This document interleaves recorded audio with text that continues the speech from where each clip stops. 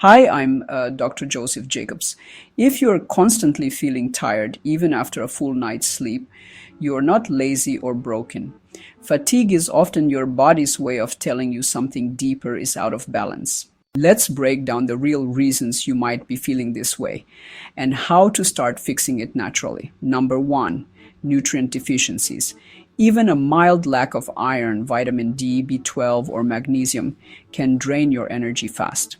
These nutrients are essential for oxygen transport, cellular energy, and nerve function. Many people are low without even knowing it. Number two, blood sugar instability. If you start your day with sugar or caffeine and crash mid-morning, that's a sign your energy systems are out of sync. Spiking and crashing blood sugar leads to a cycle of exhaustion, brain fog, and cravings. Number three, hidden inflammation. Chronic inflammation, often from processed foods, poor sleep, or stress, forces your body to work overtime. That internal stress can leave you feeling worn down even if nothing looks wrong on paper. Number four, poor gut health. Your gut is the gateway to nutrient absorption, hormone balance, and even mood. A disrupted microbiome can lead to fatigue, especially when paired with bloating, brain fog, or food sensitivities.